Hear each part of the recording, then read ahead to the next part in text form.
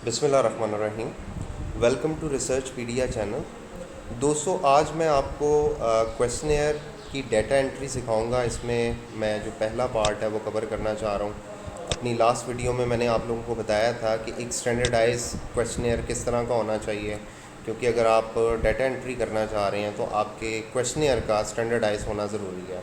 तो उसके लिए मैंने मुख्तलिफ आप लोगों को गाइडलाइन प्रोवाइड की थी कि इंट्रोडक्शन कैसा होना चाहिए, ठीक है, और डेमोग्राफिक सोशियो इकनॉमिक सेगमेंट कैसा होना चाहिए, और फिर वेरिएबल उनकी स्टेटमेंट और उनकी मेजरमेंट कैसे सेट करनी है। तो आज की इस वीडियो में हमारा जो फोकस है वो ये कि अगर हम SPSS पे जब हम डाटा कलेक्ट कर लेते हैं तो डाटा कलेक्शन करने के बाद उसकी एंट्री सॉफ्टवेयर पे लाइक SPSS पे अगर हमने करनी है तो उसका क्या तरीक़ाकार है। तो जब आप SPSS ओपन करेंगे आपके सामने ये स्क्रीन आ जाती है। इसमें एक डाटा व्यू है, एक वेरिएबल व्यू है। तो सबसे पहले याद रखिएगा कि जो आपका क्वेश्चनेयर होता है उस क्वेश्चनेयर में जो आपने सबसे पहले एंट्री करनी होती है वो आपने डेमोग्राफिक या सोशियो इकोनॉमिक फैक्टर्स की करनी होती है, लाइक जेंडर है, एज है, एजुकेशन लेवल है, वर्क एक्सपीरियंस है एंड सो ऑन। तो सबसे पहले आज मैं आपको इन फैक्टर्स की एंट्री करना और इनकी मेजरमेंट कैसे सेट करते हैं SPSS के अंदर वो आपको इस वीडियो में सिखाया जाएगा। और इससे नेक्स्ट वीडियो में मैं आपको वेरिएबल की बेस पे एंट्री करना सिखाऊंगा।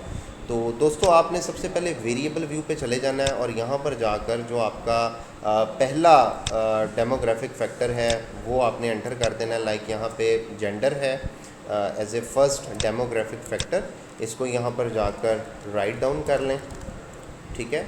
जब आप जेंडर को राइट डाउन करेंगे तो वैल्यूज़ में जाकर आप यहाँ पर मेंशन कर दें, सॉरी लेबल पे आप जाकर यहाँ पर मेंशन कर दें कि यहाँ पर आप जेंडर से क्या मुराद ले रहे हैं। तो it's mean gender of respondent, ठीक है। उसके बाद आपने मैयर पे जाना है और याद रखिएगा कि जो जेंडर होता है वो बेसिकली आइडेंटिफिकेशन के लिए हम इस्तेमाल करते हैं, रैंकिंग के लिए हम इस्तेमाल नहीं करते। बेसिकली हमने जब आइडेंटिफाई करना होता है कि ये मेल है और ये फ़ीमेल है और उसके लिए हम कोई नंबरिंग एलोकेट करते हैं तो उसके लिए हमारे पास नॉमिनल स्केल इस्तेमाल होता है। मज़ीद इस चीज़ को अंडरस्टैंड करने के लिए मेरी एक वीडियो जो है वो आपको मिल जाएगी मेरे चैनल के अंदर, लेवल ऑफ मेजरमेंट के हवाले से, उससे ज़रूर देखिएगा। उससे आपको आइडिया हो जाएगा कि मेजरिंग जो जब हम करते हैं वेरिएबल्स की तो वो किन बेसिस पे करते हैं। तो ये नॉमिनल है। अच्छा, इसमें जब आप वैल्यू लेवल के अंदर आएंगे तो आपने चेक कर लेना है कि आपने अपने इस वेरिएबल की कैटेगरीज़ कितनी बनाई हुई हैं। तो हमने 2 कैटेगरीज़ बनाई हुई हैं, एक मेल है, एक फ़ीमेल है। सो यहाँ पर आकर आपने वैल्यूज़ लेवल के अंदर जाना है, इसको क्लिक करना है, ठीक है। लाइक मैं 1 से डिनोट करना चाह रहा हूँ मेल को, ठीक है। तो मैं नीचे ऐड का बटन दबा दूँगा। मैं 0 से डिनोट करना चाह रहा हूँ फीमेल्स को, ठीक है। तो मैं 0 का बटन दबा के ऐड का बटन दबा दूँगा और ओके कर दूँगा। तो ये मेरे पास जेंडर जो है वो सेट हो गया। आपने सिर्फ 3 चीज़ों का ध्यान रखना है, वेरिएबल का नाम, उसका लेबल, उसकी वैल्यूज़ और मैयर। बाकी चीज़ें जैसी हैं वैसी रहने दें, उन्हें आपने चेंज नहीं करना। इसी तरह अगर आप सेकंड फीचर की तरफ आते हैं तो नेक्स्ट है एज की कैटेगरी है। तो यहाँ पर आप आकर एज को मेंशन कर लें। अगर आप इसकी कैटेगरीज़ बनाना चाह रहे हैं तो वो आप बना सकते हैं। लाइक यहाँ पे पहले मैं मेंशन कर देता हूँ एज ऑफ रिस्पोंडेंट और वैल्यू लेवल पर चले जाता हूँ। लेट्स सपोज मैं कहता हूँ कि जनाब मेरी जो पहली कैटेगरी है वो 20 से 25 ईयर्स की बेस पे मैं पहली एज कैटेगरी रखना चाह रहा हूँ, ठीक है। मैं सेकंड एज कैटेगरी जो है वो 26 से 30 ईयर्स की रखना चाह रहा हूँ, ठीक है। इसी तरह मैं थर्ड कैटेगरी जो है वो 31 से 40 ईयर्स की रखना चाह रहा हूँ, ठीक है।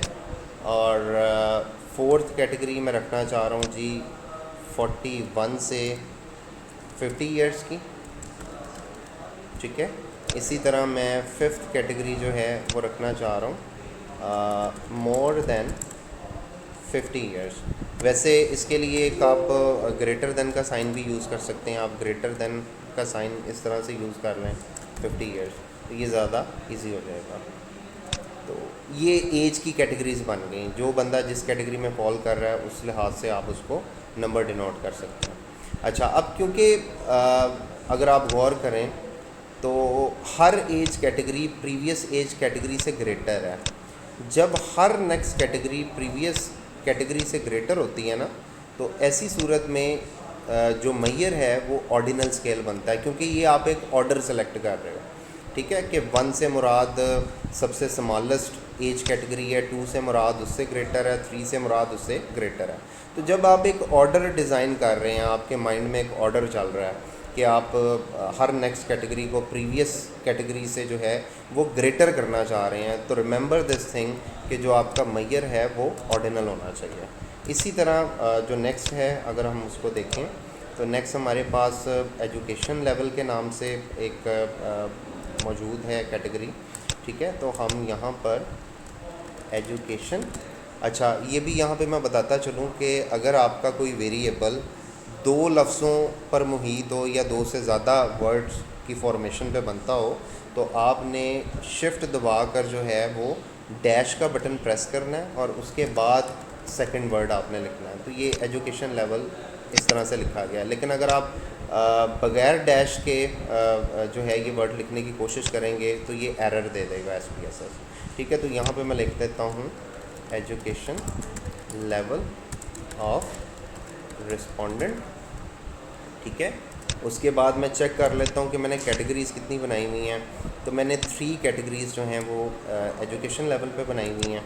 तो यहाँ पे हम चेक कर लेते हैं जी, 1 हम दे देते हैं अंडर ग्रेजुएट, सेकंड हम कर लेते हैं जी let's suppose graduate,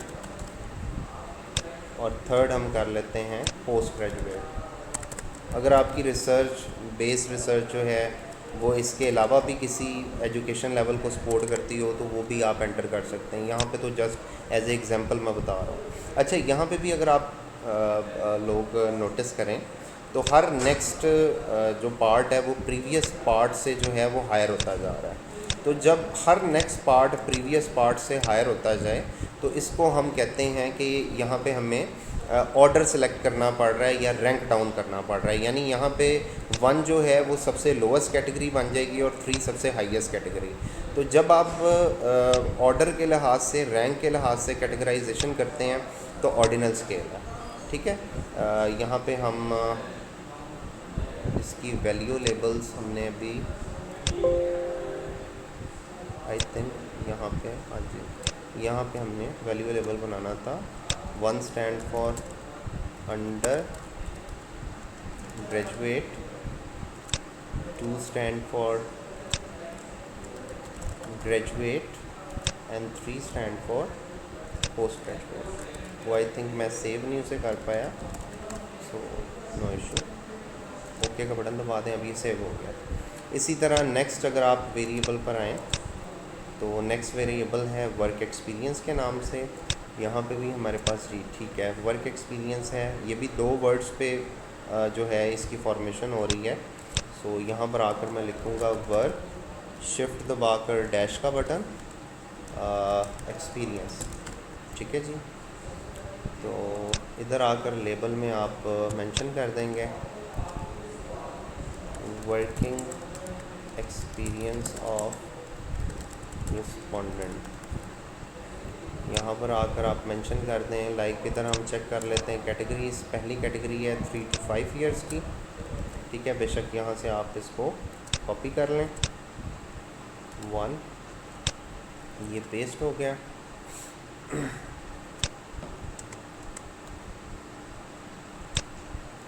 second category जो है वो 6 to 10 ईयर्स, और थर्ड कैटेगरी जो है ग्रेटर देन 10 ईयर्स। ठीक है, अब यहाँ पे भी हर नेक्स्ट कैटेगरी प्रीवियस कैटेगरी से हायर होती जा रही है, तो इसको भी हम ऑर्डिनल स्केल का नाम दे देंगे। अच्छा, इसी तरह हम चेक कर लेते हैं जी हमारे पास नेक्स्ट क्या है। हमारे पास है जी नेचर ऑफ एम्प्लॉयमेंट। यहाँ पे भी हम चेक कर लेते हैं जो डाटा कलेक्शन हुई है, तो वो नेचर ऑफ एम्प्लॉयमेंट है। तो नेचर ऑफ एम्प्लॉयमेंट में हमारे पास टेम्परेरी है, फिक्स कॉन्ट्रैक्ट और परमानेंट है। तो हम यहाँ पर जस्ट एम्प्लॉयमेंट लिख देते हैं, या डैश डाल के आप एम्प्लॉयमेंट नेचर भी लिख सकते हो। इधर आप मेंशन कर दें nature of employment of respondent.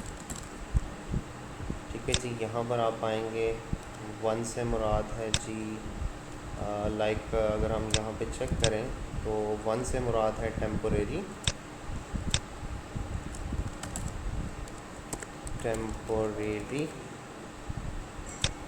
To से मुराद है जी फिक्स्ड कॉन्ट्रैक्ट, बाज़ लोग कॉन्ट्रैक्ट पे जॉब कर रहे होते हैं, और थर्ड से मुराद है परमानेंट। ठीक है जी। अगर कोई फोर्थ कैटेगरी भी बन सकती हो तो वो भी आप बना लें। अच्छा, इसमें जो होता है, इसमें इसको हम रैंकिंग करना नहीं कहते, ये आइडेंटिफिकेशन है कि जो बंदा बेसिकली काम तो तीनों सेम कर रहे हैं, लेकिन किसी की नेचर ऑफ जॉब परमानेंट है, किसी की टेम्पोरेरी है, किसी की कॉन्ट्रैक्ट पे है। ठीक है, तो इसमें हम ये नहीं कह सकते कि जो परमानेंट है वो सबसे रैंक के लिहाज से हायर है और जो टेम्पोरेरी है वो लोअर रैंक है। ये सिर्फ आप ये कह सकते हैं कि नेचर ऑफ जॉब का फ़र्क है, तो आइडेंटिफिकेशन आ जाती है यहाँ पर। तो जहाँ पर आइडेंटिफिकेशन आ जाए वहाँ पर हमने क्या करना होता है, उसको नॉमिनल स्केल देना है। अच्छा, इसी तरह हम आगे बढ़ते हैं तो वर्किंग आवर्स हैं। ठीक है, यहाँ पे हम चेक कर लेते हैं कि हमने वर्किंग आवर्स की मेरा ख्याल है 3 कैटेगरीज़ हैं, और इधर भी अगर हम चेक करें तो हमने खुद से एक 3 कैटेगरीज़ यहाँ पर बना ली। तो लेट्स सपोज यहाँ पे मैं लिख देता हूँ वर्किंग आवर्स, और यहाँ पर मैं इसके लेबल में मेंशन कर देता हूँ वर्किंग आवर्स, या इसको आप इस तरह से भी लिख सकते हैं total daily working hours of respondent. ठीक है, इसमें लेट्स सपोज मैं कैटेगराइज कर देता हूँ कि एक वर्कर जो है वो सिर्फ 8 आवर्स काम कर रहा है, उसको आप 1 कैटेगरी में बना दो। सेकंड कैटेगरी में हम कहते हैं जी कि वो 8 to 10 आवर्स काम कर रहे हैं। ठीक है, और थर्ड हम बना देते हैं लेट्स सपोज कि वो 8 to 12 आवर्स। असल में जो कतर का लॉ है वो मैक्सिमम 4 आवर्स एक्स्ट्रा आपको रिक्वायर करते हैं। तो एक वो एम्प्लॉई जो सिर्फ 8 घंटे काम कर रहा है, एक वो जो 8 से 10 घंटे काम कर रहा है, और एक वो जो 8 से 12 घंटे। तो ज़ाहिर सी बात है कि हर नेक्स्ट कैटेगरी प्रीवियस से ग्रेटर होती जा रही है। ठीक है, तो यहाँ पे भी इसको हम कहते हैं कि आप जो है वो ऑर्डर सेलेक्ट कर रहे हो, आप रैंकिंग कर रहे हो, लिहाजा यहाँ पे ऑर्डिनल स्केल जो है वो बन जाएगा। अच्छा, इसी तरह जब आप आगे बढ़ते हो तो मंथली सैलरी है। ठीक है, उसके लिए आपको चेक करना पड़ेगा नेट पे कि एवरेज मंथली सैलरी कितनी है। इसकी भी अगर आप कैटेगरीज़ बनाना चाहो तो आप बना सकते हो। लाइक यहाँ पे मैंने 3 कैटेगरीज़ बनाई हुई हैं। ठीक है, तो हम सपोज़ कर लेते हैं कि जी 1 से क्या मुराद है, 2 से क्या मुराद है। तो इधर मैं लिख देता हूँ सैलरी, यहाँ पे लिख देते हैं जी average monthly salary of respondent. ठीक है, यहाँ पे हम 3 कैटेगरीज बना लेते हैं कि let's suppose 1000 riyal let's suppose कि उसकी एवरेज मंथली सैलरी है। सेकंड कैटेगरी में बना देता हूँ लेट्स सपोज के 1000 से 2000 रियाल के दरमियान उसकी एवरेज मंथली सैलरी है। थर्ड कैटेगरी में बना देता हूँ कि जी ग्रेटर दैन 2000 रियाल उसकी एवरेज मंथली सैलरी है। तो आप जिस कंट्री के ऊपर रिसर्च कर रहे हो, आप उसकी करेंसी को बेस बनाकर और उन रिस्पोंडेंट की जो एवरेज सैलरी है वो आप नेट से भी पता चला सकते हैं, और रिस्पांस कलेक्ट करते वक्त भी आपको आइडिया हो सकता है कि एवरेज क्या चल रहा है उस पोजीशन के ऊपर। ठीक है, तो यहाँ पे भी हर नेक्स्ट कैटेगरी प्रीवियस कैटेगरी से ग्रेटर है, लिहाजा हम इसको भी ऑर्डिनल का नाम दे देंगे। तो यहाँ तक हमारे जो है वो बेसिकली जो डेमोग्राफिक फैक्टर्स हैं वो कंप्लीट हो जाते हैं, क्योंकि आगे वाली जो इन्फॉर्मेशन है लाइक नेम वगैरह ये क्वालिटेटिव इन्फॉर्मेशन है, क्वांटिटेटिव नहीं है। तो हमें यहाँ पे क्वांटिटेटिव इन्फॉर्मेशन चाहिए। तो हम इस वक्त हम डेमोग्राफिक एंड सोशियो इकोनॉमिक जो फैक्टर्स हैं उनकी एंट्री कर चुके हैं। अभी सिर्फ हमने वेरिएबल सेट किए हैं, अभी हमने डाटा सेट नहीं बनाया। तो डाटा सेट अभी बनेगा, अभी सिर्फ मैं आपको वेरिएबल सेट करना बता रहा हूँ। तो उम्मीद इससे जो नेक्स्ट वीडियो है उसके अंदर मैं आपको वेरिएबल के हिसाब से एंट्री करना बताऊँगा, और जो फाइनल वीडियो होगी उसके अंदर मैं आपको सारा डाटा इसके अंदर फीड करना बताऊँगा। ठीक है, तो उम्मीद करता हूँ कि आपको वीडियो पसंद आई होगी।